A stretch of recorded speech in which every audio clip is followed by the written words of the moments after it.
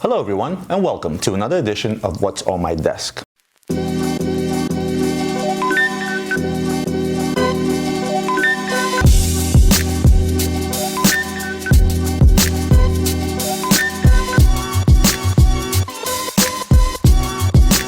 Today, once again, going back to my roots and randomly taking stuff off my desk that happens to be on my desk to talk about random watches. No theme, no nothing, just 3 watches that I want to show you guys.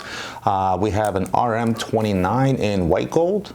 We have the Audemars Piguet rose gold tourbillon offshore with the carbon bezel. And we have a Girard Perregaux chronograph world time in white gold automatic. Yeah, it's about as random as they're going to get. Well, let's get right into it. First, I'm going to talk to you about the RM29. And the question that a lot of people ask me is, what in the hell is the difference between an RM29 and an RM10? They look identical. They have identical functionality. One is priced about $6,000 or $7,000 more than the other. What's the difference? Why? Well, let's first talk about the RM10, not the RM29. The RM10 was the first watch. It was actually a replacement for the 005, where they took the 005 to the next level with some avant-garde engineering and made it in a bigger size. This is a 39 point something millimeter case going this way, a 48 millimeter case going this way, and I think it's about 14 or 15 millimeters thick. Again, the RM10 is exactly the same size. Same exact grade innovation in the 29 and the 10, which is the variable geometry rotor. So what is this rotor with variable geometry? Let me show you. So look at the rotor in the back of this watch, all right? And you'll notice they have these 2 quote-unquote levers on the side, on the left and on the right. And what these do, what these levers can do, they have 6 adjustable positions. And what that allows to do is it allows you to adjust the rotor of how heavy or light it will be, or how big the inertia is going to be in the rotor depending on your activity. So you have a setting for somebody who has minimal activity, minimal movement of the arm in order to wind the watch, or you have a setting for somebody like Rafael Nadal that plays tennis and obviously has max hand movement. Therefore, it will rewind the mainspring accordingly. Super innovative. So let's go back. What is the difference between the RM10 and the RM29? They look almost identical. Of course, the first thing you're going to notice is the date. And all they really did is they improved the date window on the RM29 versus the RM10. You'll notice that there's a huge date window between 4 and 5 o'clock that shows the 18th right now. And that is the only difference. That is the only difference between RM29 and RM10, nothing else, and about $8,000 in retail. All they did is they made an improvement on an existing watch by making a larger date display, which is a lot more legible to read, and that is all. Everything else is the same. The concept behind building this thing. For example, Richard Mille says that they use the concept of building F1 race cars when it comes to building their watches, hence racing machine on your wrist. These guys use literally little bumpers. If you think of a car and the way the engine sits in these rubber bumpers. These guys do the same thing. They use the same precision in their watchmaking as they do in F1 car manufacturing. And believe me when I tell you, F1 car manufacturers are so precise. They have to be so precise considering at the speeds these cars travel at. One screw off a millimeter can mess up the entire car, make it flip, go in the air, and potentially kill the driver or lose the race. So yes, these guys do a heck of a job. Even though this is a plain Jane watch, it's still a hell of a machine, and it is indeed a racing machine on your wrist. Next, I'm going to talk about big bang for your dollar, and this is in the form of the Girard Perregaux World Time Chronograph in white gold.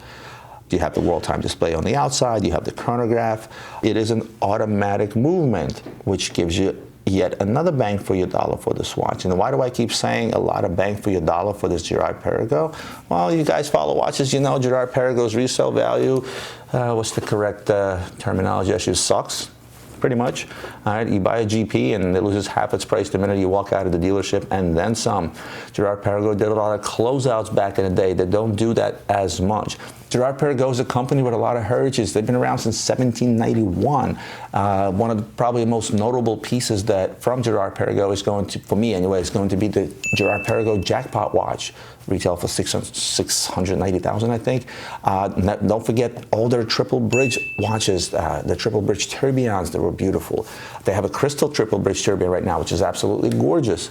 You know, when you get into hard financial times, companies tend to produce closeout, lots of closeouts, so they sell their watches to pennies on a dollar to guys like us, and we in turn sell them for less than half price online. And that will haunt you for years. Yes, you'll make your money, you'll still stay afloat, but that tends to haunt you for quite a little bit. Like I spoke about Roger Dubuis, it's haunted him for years. But nevertheless, Girard Perregaux is an absolute solid Swiss watch manufacturer. They make absolute marvels. And this watch is no exception. It retails for $36,000 and trades for in the low teens, anywhere from $12,000 to $13,000. And look at what you get for the money. You get a world time chronograph in white gold that is automatic, that is absolutely gorgeous, white gold deployment buckle. Anthracite dial is probably the best looking combination on this watch. If you ask me, it is a whole lot of bang for your dollar and something that I would recommend picking up, because you know what? Where else are you going to go get a white gold world time chronograph for low teens for $12,000? Not a whole lot out there. So if you're into horology and you like watchmaking and you respect a brand like Girard Perregaux, it's been around for so long, this is a great watch to pick up. Last but not least, I'm going to talk about the Audemars Piguet Offshore Tourbillon.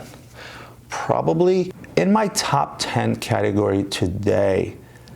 It's got a beautiful skeletonized dial showing off the inner workings of the watch. Gorgeous tourbillon at 9 o'clock. It is a chronograph. I like the way they display the chronograph display at 3 o'clock. Skeletonized back, showing off this gorgeous, gorgeous, gorgeous time machine. Look at that. I mean, the back is a thing of beauty if you ask me. Nice 44 millimeter size. The deploying buckle. Unfortunately, they made it look like the newer tank buckles, but it's still a deploying buckle. I prefer that they actually put it on a tank buckle. My business partner, Arthur, owns one of these in platinum that he wears, and he actually switched the deploying buckle to a tank buckle. It's a lot more comfortable to wear, although harder to take on and off.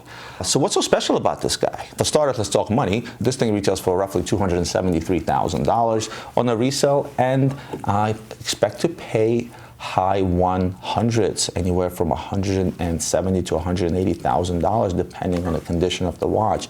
And condition specific is what I need to talk about, because this thing came with a carbon bezel that was somewhat of a flop. The minute you ding this bezel somewhere, it leaves a mark which you cannot polish, you cannot take out. What a lot of guys have been doing is they've actually been sending these watches back to AP and replacing them with a ceramic bezel. Looks great, by the way.